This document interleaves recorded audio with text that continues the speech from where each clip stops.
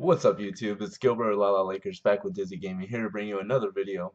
And in this one I wanted to talk about one of the hottest teams in the LCS right now, SK Gaming. So in the European LCS, SK Gaming has actually started off to an 8-0 start. I don't think anyone predicted this from SK. Elements was probably the favorite coming into the season, and people thought Fnatic would do pretty well, and they've been still right up there with SK.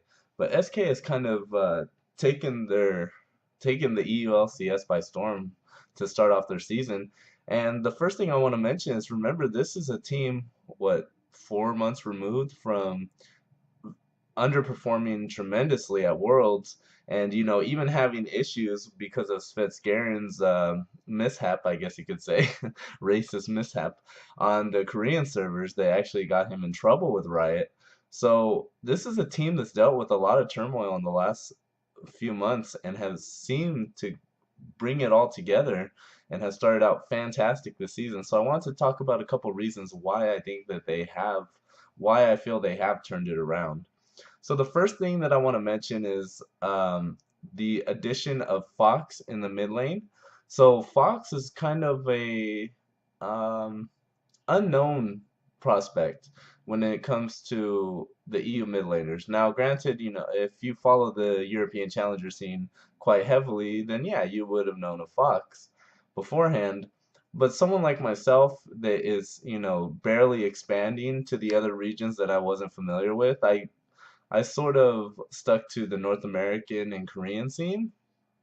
And recently, with my aspirations to create a website like Dizzy Gaming, I started branching out, started watching a lot of the, well, of course, all the major scenes, but also a lot of the smaller ones as well. And EU has is definitely growing on me. Players like Fox that have tremendous potential. If you talk to SK Gaming, if you notice a lot of their interviews, they just love to say how much potential Fox has. They feel that he has not hit his ceiling. He is going up against the likes of Froggen and other very, very talented mid laners in Europe. As Europe is known for their mid lane play. But he's gone up against the best already, and he's come out on the winning end. So it seems like this guy has a lot more talent than maybe people anticipated. It seems that people may have underrated Fox in the mid lane, and I think that's part of the reason why SK Gaming is overachieving so far. But I think the main reason, besides the total teamwork as a whole, you have to look at the bot lane and another new addition for SK Gaming. Uh, Forgiven Grease, or Forgiven as he's known. Man, this guy has stepped it up. He is right now, here, let me get the number for you.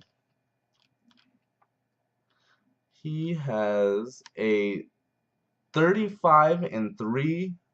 So he has 35 kills, 3 deaths, and 51 assists so far in the LCS season. 8 games in, 4 weeks in, and he is rocking a 28.67 KDA. An absolutely amazing number. If you guys play Fantasy League, I really hope you have him because he seems to be a one-man fantasy team right now. His numbers are off the charts for an 80 carry, especially in the Western scene, where 80 carries don't really get a lot of notoriety. Doublelift was kind of an exception to that rule, and I guess now with the recent emergence of Reckless last season, he was kind of an international star in a way. But man, Forgiven is really trying to overtake them as the best 80 carry in the West. It really seems so. Not just in the bot lane with Forgiven. Now we all know that interview that Forgiven had where he was, asked if he felt that they were the best, the most skilled bot lane. He said by far, by far. No hesitation. And you know what? I want to say that is the biggest reason SK Gaming has been able to get off to a start like they have so far this season is their confidence. Their confidence is unmatched right now. When you see the reactions of this team, whether it's an interview or even just in-game reactions, whenever a play is finished and everything, this team is focused. This team is one of the most focused um, teams. They seem to share the same mind frame going into games, the same approach. There doesn't seem to be any disagreements. Of course, winning tends to do that. I remember one of I don't know if it was LCS related, but pretty much nonetheless, what you got to keep in mind is some people do say um, it's it's how do you say it? It's easier to win than lose. Like you learn more from losing. So I guess we can see the real SK Gaming once they have lost. Will they be able to bounce back from, not being undefeated? Now, of course, if they go the whole way undefeated, then they're probably onto something.